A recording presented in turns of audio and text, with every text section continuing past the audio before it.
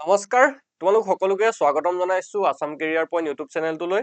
মই যোৱাকালি এটা তোমালোকৰ জিএনএম এন্ট্ৰেন্সৰ কাৰণে মেথছৰ ক্লাছ লৈ আহিছিলো আজি তাৰে সেকেন্ড পাৰ্টটো লৈ আহিছো তোমালোকে যিসকলে 2026 চনত জিএনএম এন্ট্ৰেন্স দিম বুলি ভাবি আছা তেওঁলোকে ভালদৰে প্ৰিপাৰেচন কৰি থাকা দেই কাৰণ মই এটা কথা কৈ দিও তোমালোকৰ এন্ট্ৰেন্স এক্সামটো হয়তো যোৱাবাৰ জুলাই মাহত হৈছিলে এইবাৰো খুব আশা আছে আমাৰ যে জুলাই মাহতে এন্ট্ৰেন্স এক্সামটো হৈ যাব আৰু যিসকলে এইচএস পৰীক্ষা দি আছা তেওঁলোকে ভিডিওটো যেহেতু চোৱা নাই চাগে কাৰণ তোমালোকে এক্সামৰ কাৰণে প্ৰিপাৰেচন কৰি আছা আৰু এইচএস এক্সামটো দিয়াৰ পিছত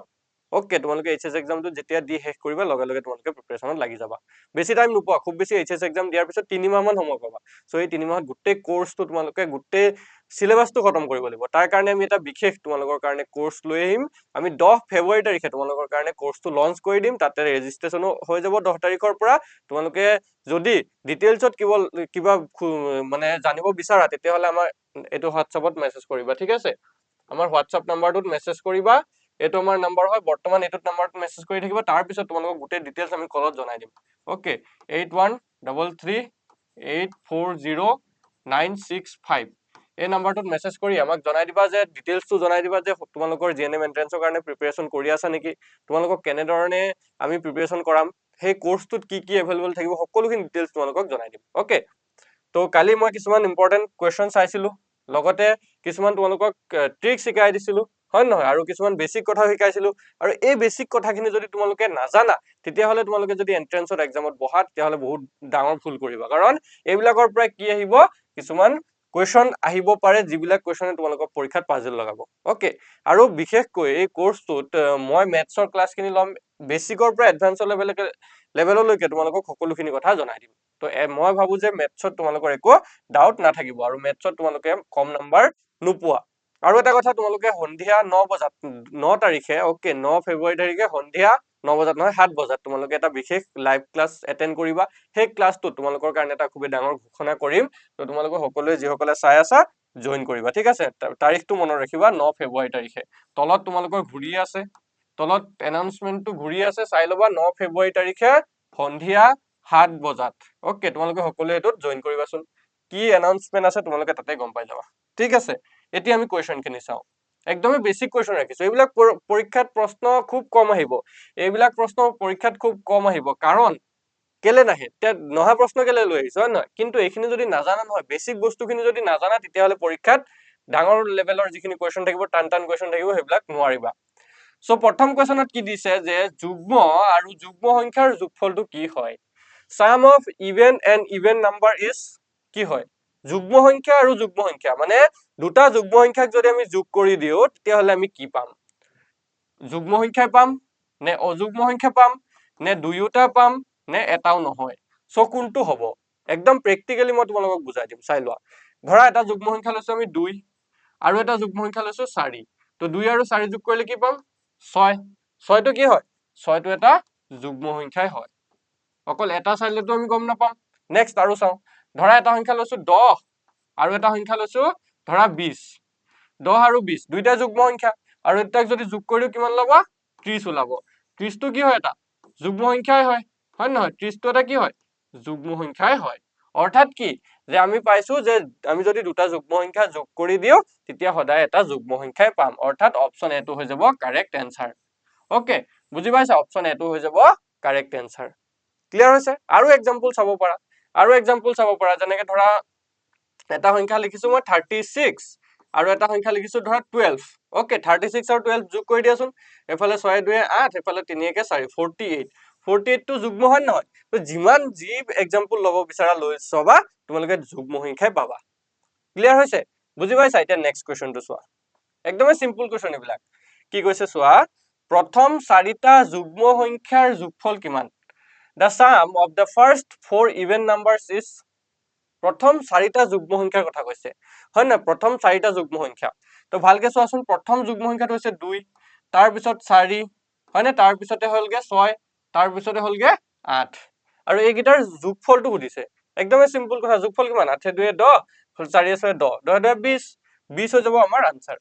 একদম ইজি হয় নহয় এইগিটা যোগ কৰিব কৈছে অকল পৰীক্ষাত প্ৰশ্ন আহিব পাৰে যে প্ৰথম 4টা অযুগ্ম সংখ্যাৰ যোগফল কিমান অযুগ্ম সংখ্যাৰ যোগফল কিমান তেতিয়া কি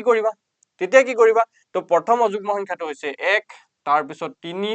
তাৰ পিছত 5 আৰু তাৰ পিছৰটো 7 তো এইকেইটাক যোগ কৰি দিয়াচোন 7 5 12 12 3 15 একে 16 তো ইহঁতৰ যোগফলটো কিমান হ'ব 16 আৰু প্ৰথম চাৰিটা যুগ্ম সংখ্যাৰ যোগফলটো পাইছো কিমান 20 তো এইবিলাক একদমই সিম্পল বস্তু হয় এইকেইটা মনত ৰাখি যাবা ঠিক আছে হয়তো প্ৰশ্ন এনেকা ধৰণৰ পৰীক্ষাত ইমান ইজি প্ৰশ্ন নাহে কিন্তু এইখিনি জানিব লাগিব আমি জানি থোৱাটো ভাল এতিয়া নেক্সট কোৱেশ্চনটো চোৱা কি দিছে তিনটা অংকৰে লিখিব পৰা আটাইতকৈ ডাঙৰ সংখ্যাটো কোনটো হয় the largest number that can be written in 3 digit okay তিনটা অংকৰে লিখিব পৰা আটাইতকৈ ডাঙৰ সংখ্যাটো সুধিছে তো এই কথাটো মনত ৰাখিবা তিনটা অংকৰে লিখিব পৰা বা দুটা অংকৰে লিখিব পৰা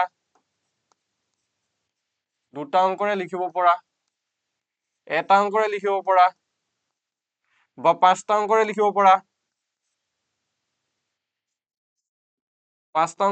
পৰা আহিব পাৰে এই বস্তুবিলাক মনত ৰাখিবা আৰু কি দিছে ইয়াত ডাঙৰ দিছে হয় নহয় ডাঙৰ সংখ্যাটো উলিয়াব দিছে কেতিয়াবা ডাঙৰ সংখ্যাটো নিদি পিনে সৰু সংখ্যাটো উলিয়াব দিব পাৰে ওকে সৰু সংখ্যাটো উলিয়াব বুলি ক'ব পাৰে হয় নহয় তো এইবিলাক মনত ৰাখিবা এতিয়া আমি যেটো প্ৰশ্ন দিছে সেই প্ৰশ্নটো ৰিলেটেড আৰু কিছুমান বস্তু ইয়াতে আলোচনা কৰিম তো দুটা অংকৰে লিখিব পৰা আটাইতকৈ সৰু আৰু আটাইতকৈ ডাঙৰ এই দুটা সংখ্যা জানি লোৱা ওকে কি কৈছো মই দুটা অংকৰে লিখিব পৰা আটাইতকৈ সৰু সংখ্যাটো আৰু আটাইতকৈ ডাঙৰ সংখ্যাটো কি হ'ব এটো চাই লোৱা কি হ'ব চোৱা দুটা অংকৰে লিখিব পৰা আটাইতকৈ সৰু সংখ্যাটো হৈছে 10 ওকে চোৱা কেলে 10 হল 10তকে যদি আমি এক এটাও কমাই দিও কিমান হ'ব 9 হ'ব আৰু 9 টো কি হয় এটা অংকৰ সংখ্যা দুটা অংকৰ হ'ব লাগিব নহয় আৰু আটাইতকৈ ডাঙৰ সংখ্যাটো হৈছে 99 চোৱা 99তকে যদি এক এটাও বহাই দিয়া তোমালোকে 100 পাই যাবা যেটো তিনটা অংকৰ সংখ্যা হ'ব এতিয়া ক্লিয়াৰ হৈছে যে দুটা অংকৰ লিখিব পৰা আটাইতকৈ সৰুটো হৈছে 10 আৰু আটাইতকৈ ডাঙৰটো হৈছে 99 এটা অংকৰে লিখিব পৰা আটাইতকৈ সৰুটো হৈছে 1 ওকে এটা অংকৰে লিখিব পৰা আটাইতকৈ সৰু সংখ্যা যদি সংখ্যা আকৌ তাত আহি যায় যে পূৰ্ণ সংখ্যা কৈছে নে স্বাভাৱিক সংখ্যা কৈছে যদি পূৰ্ণ সংখ্যা কয় তেতিয়া 0 হ'ব আৰু যদি স্বাভাৱিক সংখ্যা কয় তেতিয়া 1 হ'ব আটাইতকৈ সৰুটো আৰু আটাইতকৈ ডাঙৰটো হৈছে 9 বুজি পাইছা আটাইতকৈ ডাঙৰ এটা অংকৰে লিখিব পৰা সংখ্যাটো হৈছে 9 পাঁচটা অংকৰে যদি আমি চাও পাঁচটা অংকৰ আটাইতকৈ সৰুটো এটো হৈছে 10000 পাঁচটা আছে না 1 2 3 4 5 10000 আৰু আটাইতকৈ ডাঙৰটো হৈছে 99999 ঠিক আছে 1 2 3 4 5 99999 পাঁচটা অংকৰ লিখিব পৰা আটাইতকৈ ডাঙৰ এতিয়া আমি প্ৰশ্নটোলৈ যাম আমাৰ যেটো প্ৰশ্ন দিয়া আছিলে বুজি পাইছা চাগে মই আশা কৰিছো বুজি পাইছা সকলোৱে সুধিছিলে তিনটা অংকৰে লিখিব পৰা আটাইতকৈ ডাঙৰ সংখ্যাটো তিনটা অংকৰ আটাইতকৈ ডাঙৰ সংখ্যাটো হৈছে 999 আৰু তিনটা অংকৰে লিখিব পৰা আটাইতকৈ সৰু সংখ্যাটো হৈছে 100 বুজি পাইছানে আটাইতকৈ সৰুটো হৈছে 100 আৰু আটাইতকৈ ডাঙৰটো হৈছে 999 ক্লিয়াৰ হৈছে তো আমাৰ কোনটো অপচন শুদ্ধ হ'ব অপচন এ টো হৈ যাব শুদ্ধ উত্তৰ বুজি পাইছা অপচন এ টো হৈ যাব শুদ্ধ উত্তৰ ক্লিয়াৰ হৈছে বুজি পাইছা নেক্সট কোৱেশ্চনটোলৈ যোৱা কি কৈছে চোৱা তলৰ কোনটো যুগ্ম সংখ্যা which of the following is an even number ঠিক আছে এতিয়া আমি যুগ্ম সংখ্যা কেনেকৈ চিনি পাম বহুতে চিনি পায় বহুতে জানে কিন্তু কিছুমানে যিসকলে নাজানে বা যিসকলে পাহৰি গৈছে যে কেনেকৈ আমি যুগ্ম সংখ্যাবিলাক উলিয়াম কেনেকৈ অযুগ্ম সংখ্যাবিলাক উলিয়াম তেতিয়া চাই লোৱা তো যুগ্ম সংখ্যাৰ যেটো সংখ্যা থাকিব তাৰ এককৰ স্থান যেটো থাকিব ন যেটো এককৰ স্থান থাকিব তাত কি থাকিব সদায় ভালকে মন ৰাখিবা যুগ্ম সংখ্যাবিলাকৰ এককৰ স্থানত কি থাকিব 0 থাকিব 2 থাকিব পাৰে 4 থাকিব পাৰে 6 থাকিব পাৰে বা 8 থাকিব পাৰে মন ৰাখিবা কি থাকিব পাৰে যুগ্ম সংখ্যা হলে 0 2 4 6 8 আৰু যদিহে অযুগ্ম সংখ্যা হয় ওকে অযুগ্ম সংখ্যা যদি হয় তেতিয়া তাৰ এককৰ স্থানত কি থাকিব পাৰে 1 থাকিব পাৰে 3 থাকিব পাৰে 5 থাকিব পাৰে 7 থাকিব পাৰে বা 9 থাকিব পাৰে তো এইকেইটা হৈছে অযুগ্মৰ আৰু এইকেইটা হৈছে যুগ্মৰ এতিয়া আমি এটা এটাকে যদি চেক কৰো এটো 8 আছে তো এটো যুগ্ম হয় হয়নে এটো 1 আছে এটো অযুগ্ম এটো যুগ্ম হয় ওকে এটো অযুগ্ম এটো 7 আছে এটো অযুগ্ম এটো 9 আছে এটো অযুগ্ম এতিয়া আমাক প্ৰশ্ন হজিলে তলৰ কোনটো যুগ্ম সংখ্যা তো অপচন এ টোই হৈ যাব শুদ্ধ উত্তৰ বুজি পাইছা অপচন এ টো হৈ যাব শুদ্ধ উত্তৰ ক্লিয়াৰ হৈছে নেক্সট কোৱেশ্চনটো চোৱা একদমই ইজি কোৱেশ্চন তলৰ কোনটো অযুগ্ম সংখ্যা এবাৰ সুধিছে আমাক কি অযুগ্ম সংখ্যা which of the following is an odd number তো অযুগ্ম সংখ্যা মই কলোৱে নহয় অযুগ্ম সংখ্যা হবলৈ হলে এককৰ ঘৰত কি থাকিব পাৰে 1 নহলে 3 নহলে 5 নহলে 7 আৰু নহলে 9 থাকিব পাৰিব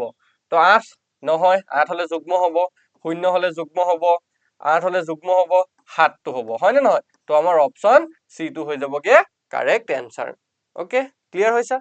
বুজি পাইছা নেক্সট কোৱেশ্চনটোলৈ তেতিয়া আমি যাম কি দিয়া আছে চোৱা গণনা কৰিবলৈ বা গণনাৰ সংখ্যাবোৰৰ ভিতৰত আটাইতকৈ সৰু সংখ্যাটো কি হয় okay the smallest of the counting number is এতিয়া চোৱা গণনা কৰিবলৈ আটাইতকৈ সৰু সংখ্যাটো কোনটো হ'ব ঠিক আছে গণনা কৰিবলৈ আমি কোনটো সংখ্যা আটাইতকৈ সৰু সংখ্যাটো কি হ'ব তো এটো হৈছে 1 আমাৰ অপচন সি টো হৈ যাব শুদ্ধ উত্তৰ বুজি পাইছা গণনা মানে কি যেটো স্বাভাৱিক সংখ্যা বা গণনা কৰা সংখ্যাবিলাক বুলি ক'লে কি হ'ব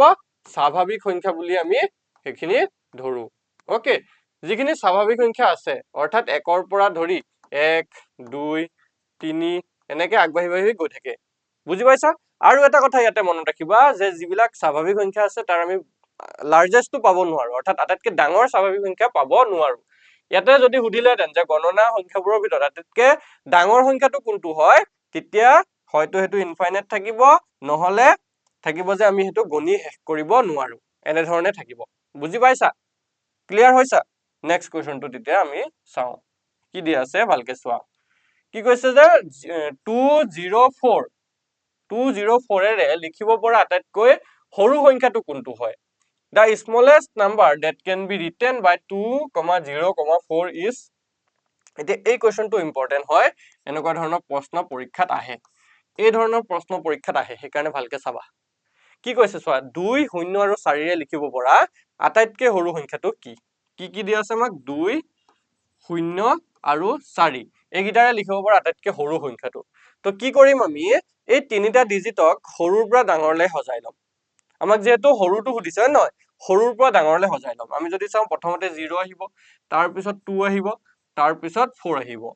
এতিয়া এই আসলতে হ'ব লাগিছিল এটো আটাইতকৈ সৰু সংখ্যা কিন্তু আমি যদি চাও যে আমাৰ যেটো হেৰি আছে যেটো আমাৰ 0 আছে 0 টো থকাৰ কাৰণে ই সংখ্যা নুবুজায় মানে এই সংখ্যাটোৰ ভ্যালুটো তিনটা অংকৰ নুবুজায় অকল 24 বুজাব তো আমাৰ তিনটা অংকৰ সংখ্যা হ'ব লাগিব নহয় 24 টো বুজা নাই আমাক তিনটা অংকৰ হ'ব লাগিব তাৰ কাৰণে আমি 0 টো প্ৰথমতে বহুৱাব নোৱাৰো তো 0 তকে সৰু কি আছে 2 আছে তাৰ পিছত 0 বহুৱাই দিয়া তাৰ পিছত 4 বহুৱাই দিয়া অৰ্থাৎ 204 এই 204 টোৱে হ'ব আটাইতকৈ সৰু সংখ্যা বুজি পাইছা কি কৈছো 204 টোৱে হ'ব আনসাৰ অপচন এ টো হৈ যাব কাৰেক্ট আনসাৰ বুজি পাইছা 204 ৰে লিখিব পৰা আটাইতকৈ সৰু সংখ্যাটোৱে হ'ব 204 এ হ'ব বুজি পাইছা একদমে সিম্পল হয় কিন্তু যদি আটাইতকৈ ডাঙৰটো সুধিলেতেন তেতিয়া আমি এই সংখ্যা কিটাক যিকিটা আমাৰ ডিজিট দিয়া থাকে এইকিটাক ডাঙৰৰ পৰা সৰুলৈ সজাম তেতিয়া 4 টো আগত আহিব তাৰ পিছত 2 আহিব তাৰ পিছত 0 আহিব অৰ্থাৎ 420 এটো হৈ গলতেন আটাইতকৈ ডাঙৰ ঠিক আছে আটাইতকৈ ডাঙৰটো যদি সুধিলেতেন তেতিয়া 420 হলতেন বুজি পাইছা নেক্সট কোৱেশ্চন আৰু ৰাখিছো তোমালোকৰ কাৰণে এইকিটা চাব পাৰা কি দিছে 5094 ৰে লিখিব পৰা আটাইতকৈ সৰু সংখ্যাটো কি হ'ব এটোটো সৰু সংখ্যাই সুধিছে the smallest number that can be written by 5094 তো কি কৈছে কি দিয়া আছে 509 আৰু 4 এইগিটাৰে লিখিব পৰা আটাইতকৈ সৰুটো সুধিছে তো আটাইতকৈ সৰুটো সুধিলে মই কি কৈছিলো প্ৰথমতে সৰুৰ পৰা ডাঙৰলৈ সজাই লোৱা তো প্ৰথমতে 0 আহিব তাৰ পিছত 4 আহিব তাৰ পিছত 5 আহিব আৰু তাৰ পিছতে 9 আহিব কিন্তু মই এটা কথা আগত তোমালোকক আগতেও কৈছো যে 0 টো যদি আমি আগত ৰাখো তেতিয়া এই সংখ্যাটোৰ ভ্যালু 4টা অংকৰ নুবুজায় অকল 459 হে বুজাব যেটো 3টা অংকৰ হৈ যাবগে তাৰ কাৰণে কি কৰিম এই 4 টোক আগত লৈ আনিম তাৰ পিছতে 0 বহুৱাম তাৰ পিছতে 5 তাৰ পিছতে 9 4059 হ'ব আমাৰ আনসাৰ আটাইতকৈ সৰুটো যদি সুধে 4059 হ'ব ওকে তো ইয়াৰে যেটো শুদ্ধ উত্তৰ এটো হৈছে অপচন বি বুজি পাইছা অপচন বি টো হৈ যাবগে কারেক্ট আনসাৰ ক্লিয়াৰ হৈছে নেক্সট কোৱেশ্চন চোৱা কি দিয়া আছে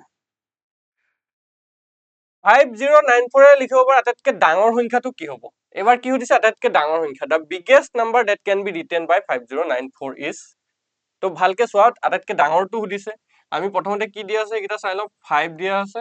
0 দিয়া আছে 9 দিয়া আছে আৰু 4 দিয়া আছে ইহঁতৰ আটাইতকৈ ডাঙৰটো সুধিছে তো ডাঙৰ সুধিলে সদায় কি কৰিম ডাঙৰৰ ডিজিটটো পুৰা আৰম্ভ কৰি লিখি থাকিম তো 9 আছে 9ৰ পিছতে আমি 5 লিখিম তাৰপিছত 4 লিখিম তাৰপিছতে 0 লিখিম 9540 টো হৈ যাবগে আমাৰ শুদ্ধ উত্তৰ 9540 বুজি পাইছা তো অপচন ইয়াৰ ভিতৰত এ টো হ'ব কাৰেক্ট এনসাৰ ওকে অপচন এ টো হৈ যাব শুদ্ধ উত্তৰ ক্লিয়াৰ হৈছে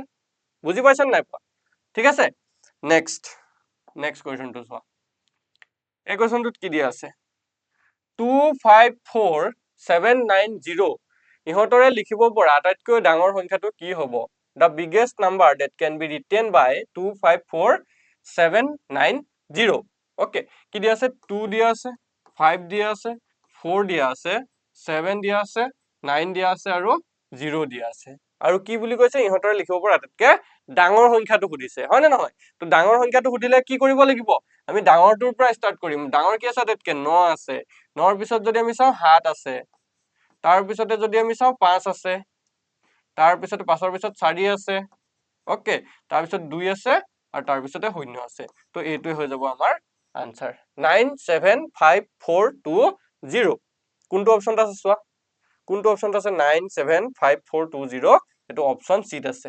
অপচন সিটো হৈ যাবগে কারেক্ট আনসার ওকে অপচন সিটো হৈ যাব কারেক্ট আনসার বুজি পাইছা এইকিটা একদমে সিম্পল আজি কোৱেশ্চন কেইটামান চালো শৰ্ট ভিডিও এটা তোমালোকৰ কাৰণে লৈ আহিছিলো ডেইলি এনেকৈ আমি ক্লাছ বিলাক তোমালোকৰ কাৰণে লৈ আনিম যদি তোমালোকৰ জিএনএম এন্ট্ৰেন্সৰ কাৰণে প্ৰিপাৰেচন কৰিবলৈ ভালদৰে মন আছে তেতিয়াহলে আমাৰ সৈতে জড়িত হৈ যাবা 10 তাৰিখে তোমালোকৰ কাৰণে খুব সুন্দৰ কোৰ্স এটা আমি লৈ আনিম যদি তোমালোকে এতিয়া কিবা বিশেষ আমাক সুধিব লগা থাকে তেতিয়াহলে হোৱাটসঅ্যাপ কৰিবা এটো আমাৰ নাম্বাৰ হয়